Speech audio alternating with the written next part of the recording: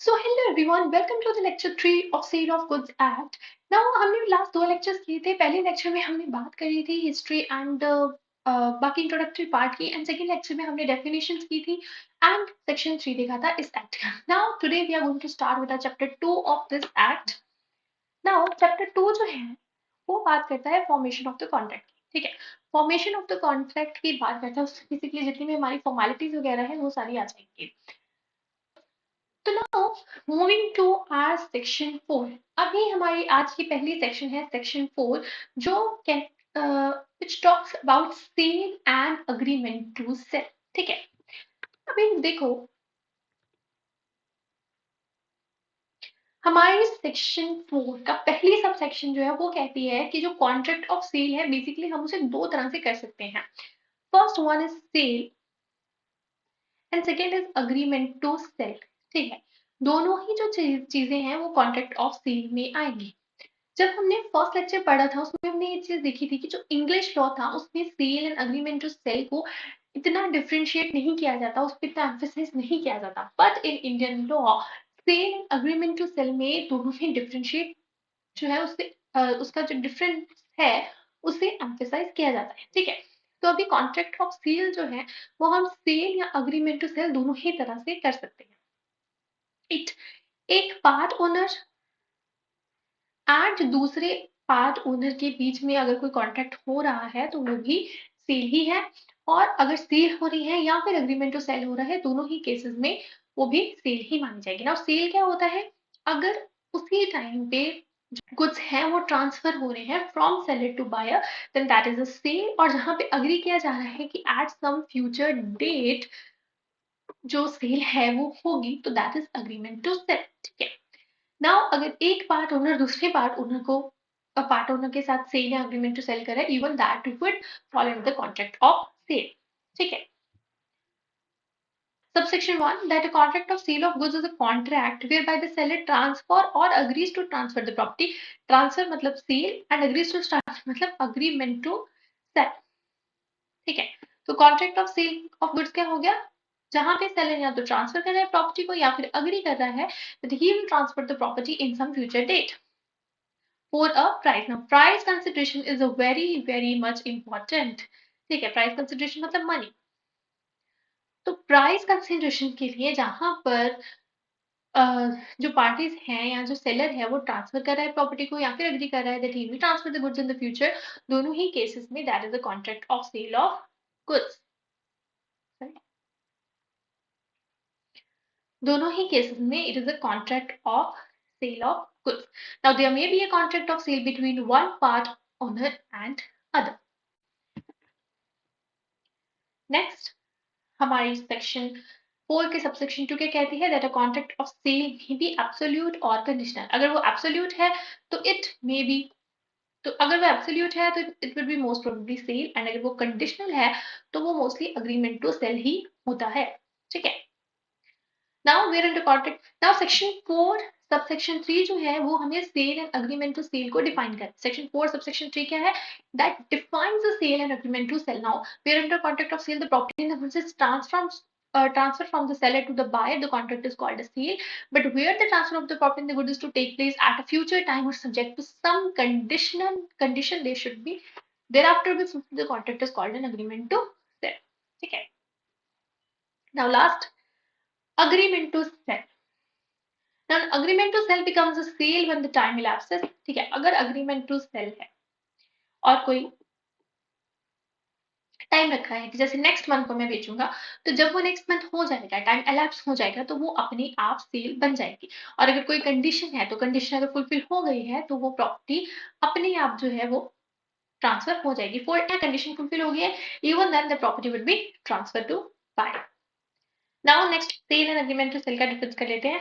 Now sale is an executed contract. Sale क्या होता है, वो एक एग्जीक्यूटेड कॉन्ट्रैक्ट होता है बिकॉज वो एग्जीक्यूट हो चुका है। ठीक है ना, जो गुड्स हैं वो ट्रांसफर हो चुके हैं। Whereas agreement to sale एक एग्जीक्यूटेड कॉन्ट्रैक्ट होता है बिकॉज उसे अभी एग्जीक्यूट करना होता है, उसे अभी एग्जीक्यूट करना होता है, अभी जो गुड्स है वो ट्रांसफर नहीं हुई होती है। ठीक है, नाउ ट्रांसफर ऑफ प्रॉपर्टी, यहाँ पर जो प्रॉपर्टी है वो इमीडिएटली ट्रांसफर हो जाती है, whereas agreement to sale में फ्यूचर डेट में ट्रांसफर होनी होती है। नाउ रिस्क ऑफ लॉस, अगर कॉन्ट्रैक्ट ऑफ सेल है तो रिस्क जो है वो बायर पे होता है, इवन अगर गुड्स जो है वो सेलर की पोजेशन में भी है, बिकॉज चाहे पोजेशन ट्रांसफर हुई है नहीं हुई है, बट ओनरशिप जो है वो ट्रांसफर हो चुकी होती है। Whereas in agreement to sale, risk seller पे होता है चाहे गुड्स बायर की पोजेशन में। सो यहाँ पर ना अगर कॉन्ट्रैक्ट ऑफ सेल की बात करें, पोजेशन किसके पास है it does not matter. Property किस, इंटरेस्ट किसका वेस्ट कर रहा है प्रॉपर्टी में, ट्रांसफर कैसे हुई है प्रॉपर्टी, वो चीज मैटर करती है। ठीक है, ए और बी के बीच में कॉन्ट्रैक्ट हुआ है, सपोज शुगर के बैग्स का हुआ है, तो अभी ये शुगर के बैच है ये सील थी, ठीक है, उसी टाइम पे जो प्रॉपर्टी थी वो बी को ट्रांसफर हो गई थी। लेकिन अगर चाहे ये जो बैग है वो अभी ए के वेयर हाउस में है, इवन इन दैट केस जो लॉस है वो किसका होगा, बायर का ही होगा। क्यों, क्योंकि यहाँ पे सील थी। ठीक है, तो पोजेशन किसी के पास भी हो that does not matter, but property कहाँ पे है, किसकी प्रॉपर्टी है उस टाइम पे, उस चीज पे देखो। अगर आपने सपोज अपनी बुक किसी को दे दी है, ठीक है, अभी वो बुक की जो ओनरशिप है वो आपकी है, नो मैटर वो बुक किसके पास खड़ी है, अगर वो खराब होगी, अगर वो उसे कुछ हो गया तो उसका लॉस जो है किसे होगा, वो आपको ही होगा। ठीक है, तो this is the thing, same चीज है कि पोजेशन किसी के पास भी हुआ दैट डज नॉट मैटर, लेकिन प्रॉपर्टी किसकी है, किसे ट्रांसफर हुई है, उस पे ही लॉस का जो रिस्क है वो फॉलो होता है। बाकी जब इस बाकी ये जो रिस्क ऑफ लॉस वाला जो पॉइंट है, इसे हम अच्छी तरह से करेंगे, आगे हमारे पास पूरी पूरी सेक्शन है जिसे हम अच्छी तरह से देखेंगे, बट अभी जस्ट वो जनरली मैं आपको बता रही हूँ। ठीक है, now next we have consequences of breach. Now contract of sale में बायर जो है वो सेलर को डिलीवरी के लिए एंड डैमेजेस के लिए, दोनों ही चीजों के लिए जो है वो sue कर सकता है। बट अग्रीमेंट टू सेल में जो बायर है उसके पास सिर्फ पर्सनल रेमेडी होती है, वो बायर को डिलीवरी के लिए जो है वो नहीं कर सकता sue. So next we have is sale and agreement. अच्छा, next difference we have is rights की बात करें तो क्या है, sale created right in rem, where is agreement to sell created right in personam. अभी राइट इन ड्रेम क्या होता है, राइट इन ड्रेम मतलब राइट अगेंस्ट होल वर्ल्ड। ठीक है, तो राइट इन ड्रेम क्या होता है, जो राइट हमें पूरे वर्ल्ड के अगेंस्ट होता है। ठीक है, क्योंकि जो प्रॉपर्टी होती है उसी टाइम पे ट्रांसफर हो चुकी होती है। ठीक है, क्योंकि प्रॉपर्टी उसी टाइम पे ट्रांसफर हो जाती है, तो जो बायर का राइट होता है वो अगेंस्ट होल वर्ल्ड होता है। ठीक है, पूरे पूरे वर्ल्ड के अगेंस्ट उसका राइट होता है, उसकी ओनरशिप पे, उसकी जो ओनरशिप है उसे कोई भी पर्सन जो है उसमें वो इंटरफेयर नहीं कर सकता। वेयर एज जो अग्रीमेंट टू सेल होता है वो राइट इन पर्सोनम क्रिएट करता है। राइट इन पर्सोनम मतलब उसका पर्सनल राइट होता है। ठीक है, तो यहाँ पर बायर को क्या मिलता है, एक पर्सनल राइट मिलता है सिर्फ। ठीक है, यानी कि ज्यादा से ज्यादा अगर सेलर उसके कॉन्ट्रैक्ट को फुलफिल नहीं करता तो ब्रीच ऑफ कॉन्ट्रैक्ट का केस डाल देगा। ठीक है, ब्रीच ऑफ कॉन्ट्रैक्ट रिव्यू कर देगा, डैमेजेस ले लेगा, लेकिन उसके राइट जो है वो अगेंस्ट होल वर्ल्ड नहीं होता है। ठीक है, now next we have instalment. अगर कॉन्ट्रैक्ट ऑफ सेल में बायर जो है, अगर सेलर इंस्टॉलमेंट हो जाता है, इवन एंड बायर को जो गुड्स है वो मिल जाती है, बिकॉज उसका राइट उसमें होता है, वो ट्रांसफर हो चुकी होती है। Whereas an agreement to sale जो बायर है वो कुछ प्रोपोर्शनेट शेयर ले सकता है, बट उसे गुड्स नहीं मिल सकते, बिकॉज जो गुड्स है वो बायर की नहीं होती है, वो सेलर की होती है। तो डैमेजेस हो सकते हैं लेकिन गुड्स नहीं मिलेंगे इसे। ठीक है, लास्ट वी हैव इज कि सेलर जो है वो बायर को डैमेजेस एंड प्राइस दोनों के लिए ही स्यू कर सकता है अगर सेल है, but whereas in agreement to seller, seller के पास सिर्फ डैमेजेस को वो स्यू कर सकता है, प्राइस के लिए नहीं। ठीक है, now there are some other differences, वो भी हम एक बार देख लेते हैं। जैसे first we have a sale and bailment. ना डेफिनेशन करने से पहले एक बार देख लेते हैं कि बेलमेंट होती क्या है। ठीक है, देखो general contract Indian contract act अगर आपने किया होगा तो यू नो दैट बेलमेंट क्या होती है, पर जिन्होंने अभी नहीं किया अगर, तो उनके लिए मैं बता रही हूँ दैट बेलमेंट बेसिकली कॉन्ट्रैक्ट होता है जहां पर जो ओनर ऑफ गुड्स हैं, ठीक है, जिसकी भी गुड्स होती है वो किसी दूसरे पर्सन को फॉर स्पेसिफिक पर्पस अपने गुड्स जो है वो देता है। ठीक है, यहाँ पर जो ओनर ऑफ द गुड्स होता है उसे हम बेलर कहते हैं, एंड जिससे गुड्स दी जाती हैं दैट इज कॉल्ड बेली। ठीक है, तो यहाँ पे क्या होता है, जो बेलर होता है वो स्पेसिफिक पर्पस के लिए जो बेली को है गुड्स को डिलीवर करता है, and after fulfilment of that purpose जो बेली है वो वापस गुड्स जो है वो रिटर्न करता है टू बेलर। ठीक है। फॉर एग्जाम्पल लॉन्ड्री सर्विस, अभी लॉन्ड्री के लिए आप अपने जो कपड़े हैं, अपने जो क्लोथ्स हैं, वो लॉन्ड्री वाले को देते हो, ठीक है। एंड आफ्टर तो वो किसके लिए देते हो, वो स्पेसिफिक पर्पज के लिए देते हो, ठीक है।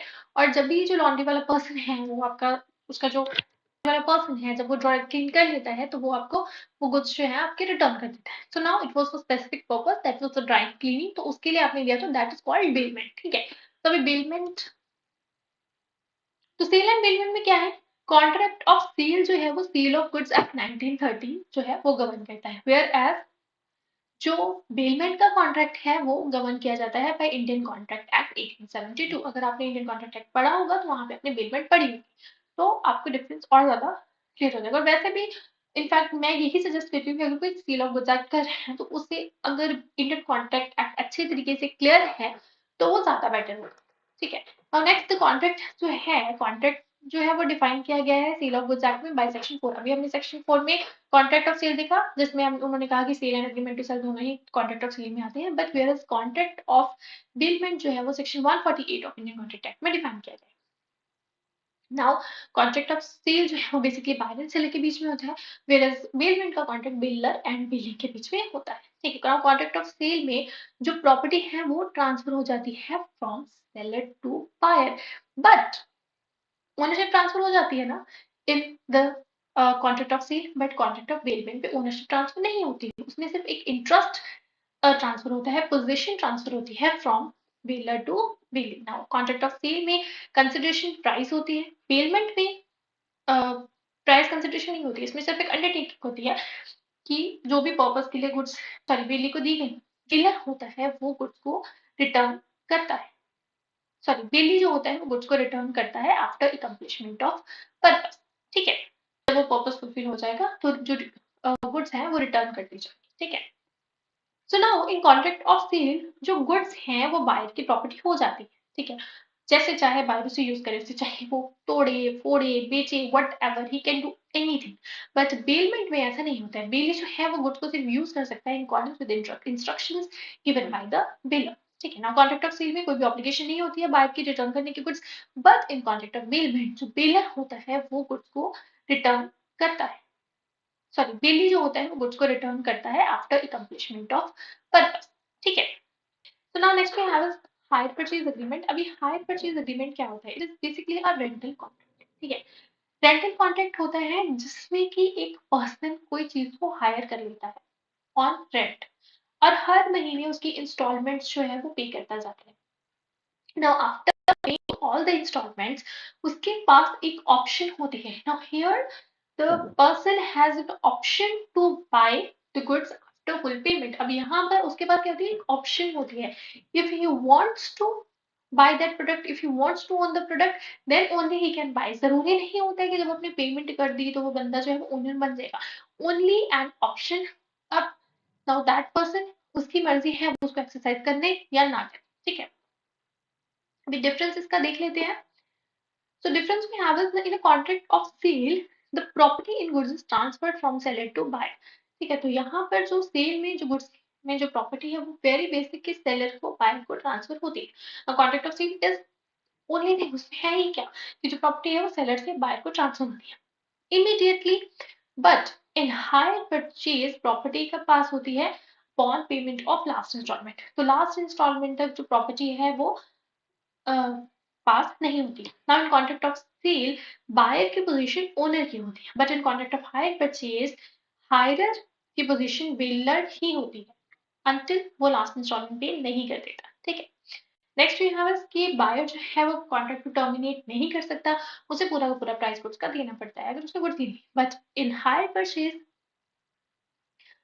अगर पर्सन चाहे तो वो गुड्स को रिटर्न कर सकता है एंड उसकी कोई लाइबिलिटी नहीं है to pay the remaining instalments. Now next we have a sale and mortgage. Sale and mortgage का क्या डिफरेंस है, नाउ सेल क्या होता है, सेल करना, एंड मॉर्टगेज में क्या होता है जब आप चीजों को गिरवी रखते हो, ठीक है। तो यहाँ पर ट्रांसफर पूरा का पूरा जितना भी गुड्स का इंटरेस्ट होता है वो सारा का सारा सेलर बायर को ट्रांसफर कर देता है, बट मॉर्टगेज में ओनली लिमिटेड इंटरेस्ट ट्रांसफर किया जाता है। कॉन्ट्रैक्ट ऑफ सेल में बायर एब्सोल्यूट ओनर बन जाता है, बट कॉन्ट्रैक्ट ऑफ मॉर्टगेज में जो ओनरशिप होती है वो मॉर्टगेजर के हाथ में ही होती है। ठीक है, ओनरशिप तो नहीं ना आप ट्रांसफर करते हो, चाहे कुछ इंटरेस्ट ट्रांसफर हो जाता है, बट ओनरशिप स्टिल मॉर्गेजर के हाथ में ही होती है। कंसिडरेशन प्राइस होता है, बट यहाँ पर लोन या फिर सिक्योरिंग ऑफ डेट जो है वो। नेक्स्ट सेक्शन, तो now next section we have is section 5। अभी सेक्शन 5 जो है वो क्या बात करती है, contract of sale how made. Basically यहाँ पर एसेंशियल्स दिए गए हैं of valid contract of sale के। ठीक है, अभी देखो valid contract of sale, now it is a contract. ठीक है, तो यहाँ पर जो एसेंशियल्स दिए गए हैं उनके अलावा भी जब हम इंडियन कॉन्ट्रैक्ट एक्ट करते हैं, तो जब हम वैलिड कॉन्ट्रैक्ट करते हैं उसकी भी कुछ एसेंशियल्स होती हैं, जैसे कि 2 पार्टीज होनी चाहिए। ठीक है, तो यहाँ पर भी 2 पार्टीज होनी चाहिए, one is seller the other is buyer. उसके अलावा कंसेंट जो है वो वैलिड होना चाहिए। ठीक है, फोर्सफुली कोई कुछ ना करवाया, कोई क्वेश्चन नहीं होना चाहिए, फ्री कंसेंट जो है वो होना चाहिए। ठीक है, एंड लीगल ऑब्जेक्ट होना चाहिए, कंसिडरेशन होनी चाहिए, देन एज जो है वो माइनर नहीं होने चाहिए। तो ये सारे जो है एक वैलिड कॉन्ट्रैक्ट के एसेंशियल्स हैं, वो सब भी यहाँ पर जो है वो इम्प्लाइडली लागू होते हैं। उसके अलावा a contract of sale is made by an offer to buy और cell goods for a price. तो यहाँ पर एक फर्स्ट ऑफ ऑल एक पर्सन जो है वो दूसरे पर्सन को ऑफर देगा, ठीक है, for a price, then the other person will accept that order, तो एक्सेप्टेंस होगी। नाउ कॉन्ट्रैक्ट, ठीक है, तो कॉन्ट्रैक्ट ऑफ सेल में सबसे पहले एक ऑफर होगी टू बाय और cell goods, then for price, उसके बाद एक्सेप्टेंस होगी, then the contract may provide for the immediate delivery of the goods or immediate payment of the price, or for both, or for the delivery or payment by installment, or that delivery or payment of both shall be postponed। ठीक है, तो देखो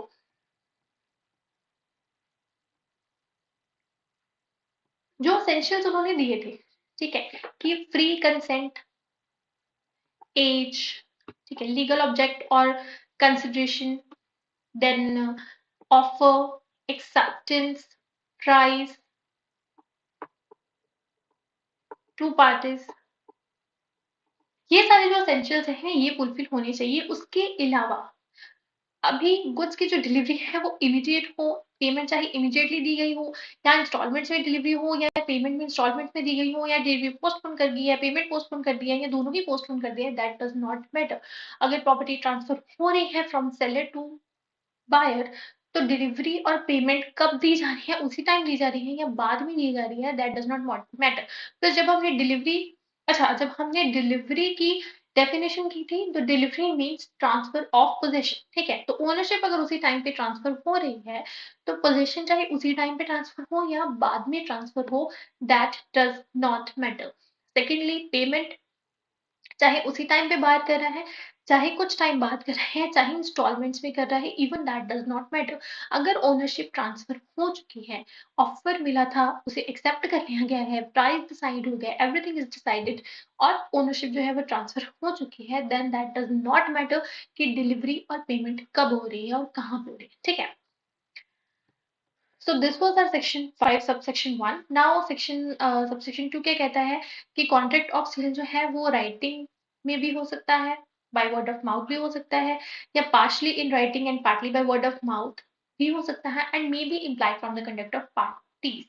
तो चाहे contract writing में है, चाहे orally है, चाहे इम्प्लाइडली है, दैट डज नॉट मैटर। तीनों ही केसेस में जो कॉन्ट्रैक्ट है वैलिड कॉन्ट्रैक्ट ही माना जाएगा। ठीक है, now next we have section 6। अभी सेक्शन 6 जो है उसमें एग्जिस्टिंग और फ्यूचर गुड्स की डेफिनेशन बताई गई। एग्जिस्टिंग और फ्यूचर गुड्स जो थे वो जब हमने डेफिनेशन करी थी हमारी गुड्स की, उसके साथ ही करी थी, तो तब हमने एग्जिस्टिंग और फ्यूचर गुड्स की डेफिनेशन वहां पे करी थी। ठीक है, तो अभी हम इसको दोबारा से नहीं करेंगे, यू कैन गो, अगर आपने नहीं देखी अभी तक वो वीडियो, तो हमने जब डेफिनेशन कवर की थी, आप वहां पे जाके देख सकते हैं। ठीक है, now next we have is goods perishing before making of contract. अभी देखो समटाइम्स क्या होता है ना, कॉन्ट्रैक्ट ऑफ सेल हुआ, ठीक है, बट वहां पर सेल का कॉन्ट्रैक्ट होने से पहले देखो कुछ गुड्स होती है वो पेरिशेबल नेचर की होती है, दूध हो गया, दही हो गया, और कुछ अदर गुड्स हो गई वो सब पेरिशेबल नेचर की होती है। अब अगर सेल का कॉन्ट्रैक्ट हुआ और उस टाइम पे गुड्स पेरिशेबल हो गई, ठीक है, या फिर after making of contract goods perishable हो गई, या पहले पेरिशेबल हो गई after agreement to sale but before sale, तो वहां पर किसके ऊपर लाइबिलिटी जाएगी, कौन रिस्क बेयर करेगा, वो चीज जो है वो हमें सेक्शन 7 और सेक्शन 8 बता रही है। ठीक है, नाउ गुड्स पैरिशिंग बिफोर, तो दो सेक्शन है, सेक्शन 7 एंड सेक्शन 8। सेक्शन 7 हमें बता रही है दैट अगर कॉन्ट्रैक्ट होने से पहले गुड्स पैरिश हो जाएंगी तो लायबिलिटी कौन बेयर करता है, एंड अगर before sale but after agreement to sale perish हो जाए तो कौन करेगा। तो section 7 and section 8 we have. Section 7 is saying about goods perishing before making or of contract. So where there is a contract for the sale of specific goods. Now यहाँ पर first चीज जो है कि स्पेसिफिक गुड्स होनी चाहिए। ये section तभी हम इम्प्लीमेंट कर सकते हैं जब गुड्स स्पेसिफिक है। अगर अनसर्टन है या असर्टन गुड्स हैं तो उसमें ये जो सेक्शन है ये एप्लीकेबल नहीं होती। तो अगर स्पेसिफिक गुड्स का कॉन्ट्रैक्ट है, ठीक है, एंड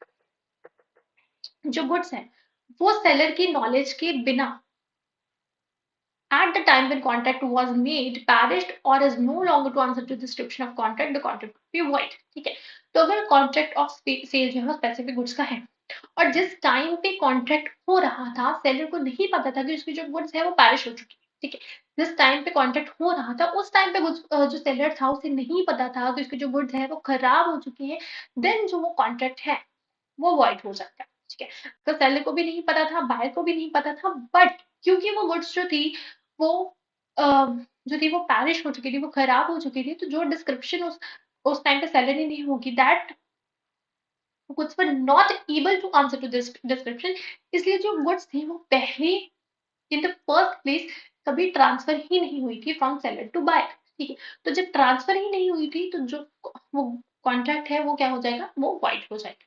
ठीक है, one more thing here is कि अगर अब यहाँ पर एक चीज जो है वो बहुत क्लियरली कही जा रही है दैट ये जो कॉन्ट्रैक्ट जब हो रहा था तो जो गुड्स थी वो खराब हो गई, पैरिश हो गई, ये without the knowledge of seller होना चाहिए। अगर सेलर को पता था और इवन देन वो कॉन्ट्रैक्ट कर रहा था, ठीक है, तो वहां पर the seller is obligated to compensate the buyer.